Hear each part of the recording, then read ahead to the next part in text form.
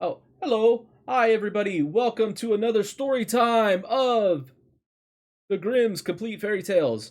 Today's tale is tale number 25, The Seven Ravens. All right, so let's get into that. Grab your blankie, snacks, get comfortable in bed, and get ready for a quickie because tonight's is going to be a quickie, only 2 pages. Uh, so get comfortable. Here we go.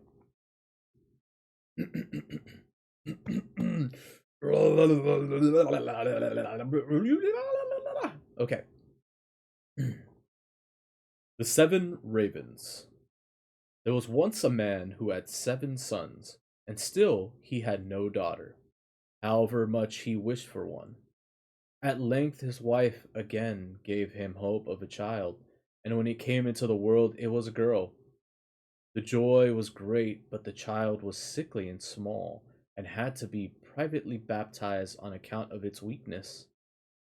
The father sent one of the boys in haste to the spring to fetch water for the baptism. The other 6 went with him, and as each of them wanted to be first to fill it, the jug fell into the well. There they stood and did not know what to do, and none of them dared to go home. As they still did not return, the father grew impatient and said, "They have certainly forgotten it for some game, the wicked boys." He became afraid that the girl would have to die without being baptized, and in his anger cried, "I wish the boys were all turned into ravens." Hardly was the word spoken before he heard a whirling of wings over his head in the air, looked up and saw 7 coal-black ravens flying away. The parents could not recall the curse, and however sad they were at the loss of their 7 sons, they still, to some extent, comforted themselves with their dear little daughter, who soon grew strong and every day became more beautiful. For a long time she did not know that she had had brothers, for her parents were careful not to mention them before her. But one day she accidentally heard some people saying of herself that the girl was certainly beautiful, but that in reality she was to blame for the misfortune which had befallen her 7 brothers. Then she was much troubled, and went to her father and mother and asked if it was true that she had had brothers, and what had become of them. The parents who now dared keep the secret no longer, but said that what had befallen her brothers was the will of heaven, and that her birth was not to blame, but the maiden took it to heart daily, and thought she must save her brothers. She had no rest or peace until she set out secretly, and went forth into the wide world to find her brothers and set them free, let it cost what it might. She took nothing with her but a little ring belonging to her parents as a keepsake, a loaf of bread against hunger, a little pitch of water against thirst, and a little chair as a provision against weariness. And now she went continually onward, far, far to the very end of the world. Then she came to the sun, but it was too hot and terrible, and devoured little children. Hastily she ran away, and ran to the moon, but it was far too cold, and also awful and malicious. And when it saw the child, it said, I smell the flesh of men." At this she ran swiftly away, and came to the stars, which were kind of good to her, and each of them sat on its own particular little chair. But the morning star arose, and gave her the drumstick of a chicken, and said, "If you have not that drumstick, you cannot open the glass mountain, and in the glass mountain are your brothers." The maiden took the drumstick, wrapped it carefully in a cloth, and went onwards again until she came to the glass mountain. The door was shut, and she thought that she would take out the drumstick, But when she undid the cloth, it was empty, and she had lost the good star's present. What was she now to do? She wished to rescue her brothers, and had no key to the glass mountain. The good sister took a knife, cut off one of her little fingers, and put it in the door, and succeeded in opening it. When she had gone inside, a little dwarf came to meet her, who said, "My child, what are you looking for?" "I am looking for my brothers, the 7 ravens," she replied.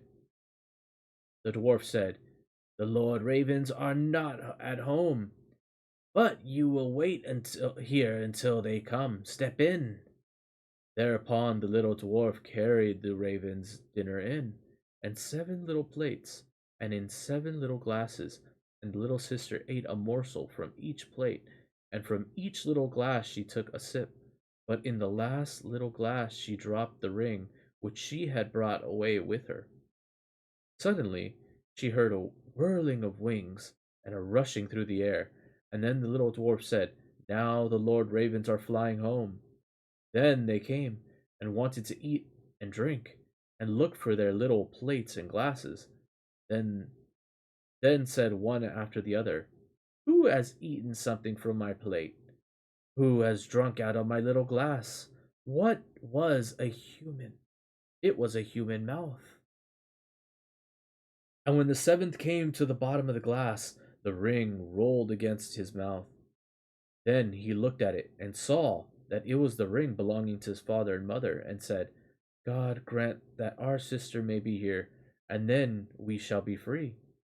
When the maiden, who was standing behind the door watching, heard that wish, she came forth, and at this all the ravens were restored to their human form again, and they embraced and kissed each other and went joyfully home. Oh, nice little story. Not too shabby, right? Not much of a morality in this story, though. It's just mostly that the dad got really impatient and furious and cursed his children. I don't know if I like that one too much. Funny enough, the school that I go to actually had a play based on this one. So this is the story that I was talking about before in one of the previous Storytime Quickies. I think in one of the other Raven stories, I mentioned that I'd heard and read a different Raven story. So I think that's the one that actually is very close to the play that I watched when I used to take theater. Yes, I took theater. I don't consider myself a theater kid, but I did take theater later in life. In high school, I was more of an art kid. Uh, I was kind of everything. Like I kind of hung out in art. I hung out in film. I hung out in fucking auto mechanics. Hung out with a lot of like football players and shit like that. So it was like all over the place, man. Um, okay. For next time, tale number 26, Little Red Cap is gonna be our next one. All right, you guys. This was a fun little story, quickie. Uh, if you're watching from YouTube, please hit the like, subscribe, make sure the notification buttons are on. If you're watching live from Twitch, I usually go live at the end of the night, PST, 10 to 9:30 ish, sometimes even late 11. If you want to know a for sure time, I usually post up before I'm going live on my Twitter. Make sure you're following. I have my links down below on my Twitch, and also make sure you have the notifications for that. It'll let you know when I'm going live. So until next time, have a good one. Stay safe, and as always, don't be a stranger. Bye. Boop.